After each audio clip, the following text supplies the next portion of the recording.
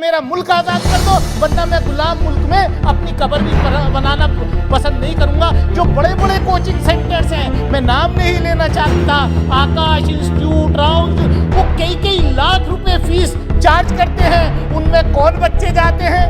गरीब का बच्चा 5 लाख 3 लाख दे करके कोचिंग नहीं ले सकता, वो IIT और मेडिकल की तैयारी नहीं कर सकता। प्राइवेटाइजेशन हो गया सरकारी नौकरियों का, स्कूलों का प्राइवेटाइजेशन हो गया, तो गरीब का बच्चा, जो दलित वंचित पिछड़े समाज का बच्चा है, उसको शिक्षा से वंचित किया जा रहा है।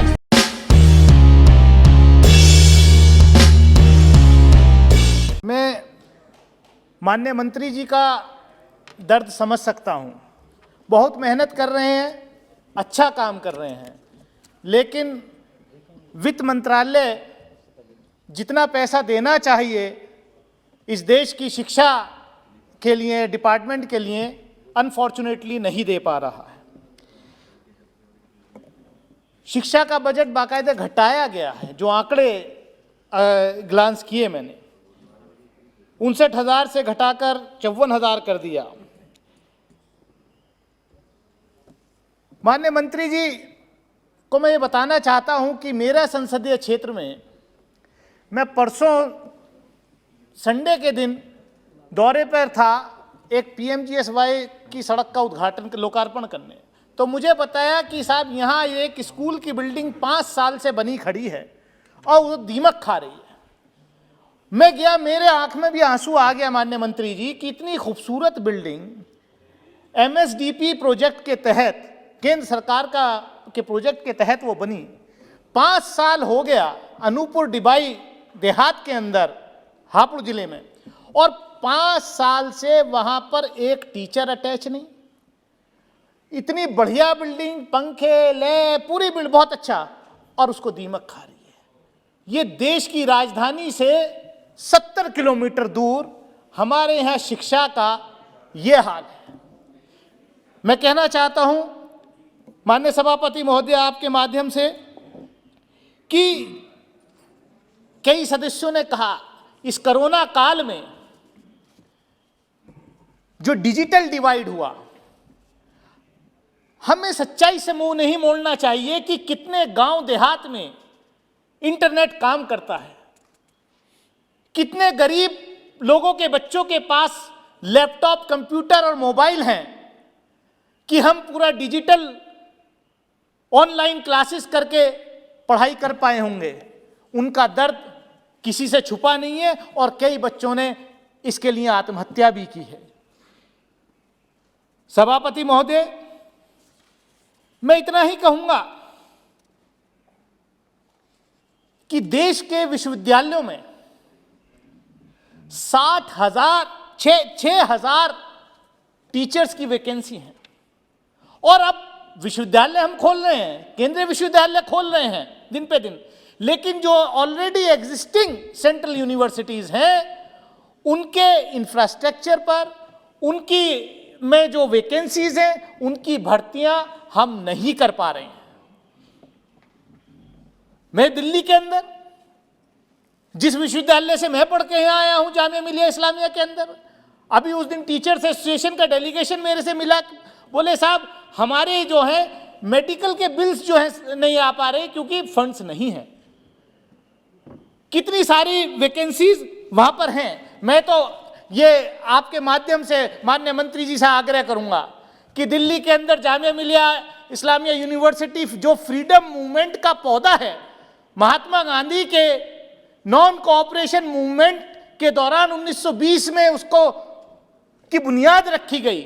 मौलाना मोहम्मद अली जौहर जिन्होंने ये कह दिया था अंग्रेजों से जब गोलमेज कॉन्फ्रेंस में बात करने गए थे कि मैं अगर या तो मेरा मुल्क आजाद कर दो, वरना मैं गुलाम मुल्क में अपनी कब्र भी बनाना पसंद नहीं करूंगा, और उनको विदेश में ही दफनाया गया। ऐसे इंस्टीट्यूशन आज जो है वो सरकार की प्रॉपर ग्रांट्स नहीं मिल रही, वो ब्लीड कर रहा है। मेरी आपके माध्यम से गुजारिश है सभापति महोदय कि जामिया मिलिया इस्लामिया का इस वर्ष 100 साल पूरा हुआ है, सेंटेनरी सेलिब्रेशन हो रहा है। मैं चाहूंगा कि माननीय मंत्री जी जब रिप्लाई दें तो कम से कम 100 करोड़ रुपए की स्पेशल ग्रांट जामिया मिलिया इस्लामिया को देने का काम करें। बहुत बढ़िया।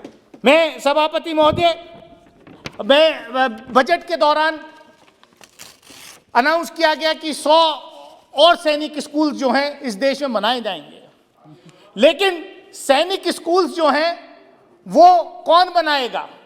अभी एक सदस्य बोल रहे थे यहाँ कि जो एग्जिस्टिंग सैनिक स्कूल्स है, इतना बड़ा इंफ्रास्ट्रक्चर है उनके पास, इतने बड़े कैंपस है, बिल्डिंग है, उनमें क्यों नहीं और सेक्शंस बढ़ाए जाते हैं?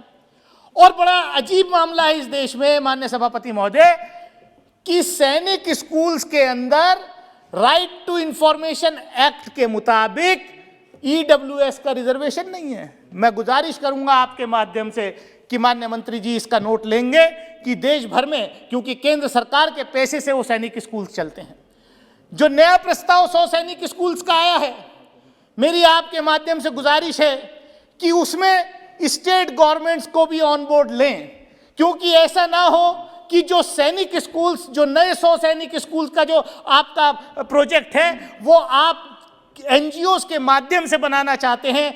वो एनजीओज कौन सी एनजीओज होंगी, उन एनजीओज की आइडियोलॉजी क्या होगी, एक पैरेलल जो है शिक्षा का तंत्र आप खड़ा कर देंगे। कहीं ऐसा ही ना हो कि इस देश का प्राइमरी स्कूल का सेक्टर, इस देश का माध्यमिक शिक्षा का सेक्टर तो रेगुलराइज्ड है, लेकिन जो बड़े बड़े कोचिंग सेंटर्स हैं, माननीय सभापति महोदय 2 मिनट लूंगा मैं, जो बड़े बड़े कोचिंग सेंटर्स हैं, मैं नाम नहीं लेना चाहता, आकाश इंस्टीट्यूट, राव इंस्टीट्यूट, वो कई लाख रुपए फीस चार्ज करते हैं। उनमें कौन बच्चे जाते हैं? गरीब का बच्चा 5 लाख 3 लाख दे करके कोचिंग नहीं ले सकता, वो आईआईटी और मेडिकल की तैयारी नहीं कर सकता। उनको भी आप रेगुलराइज करने का विचार करें। मैं ज्यादा वक्त ना लेते हुए मैं यही कहूंगा कि जो डिजिटल डिवाइड इस दौरान देखने को मिला है उस पर आप ध्यान दीजिए, और जो रिजर्वेशन है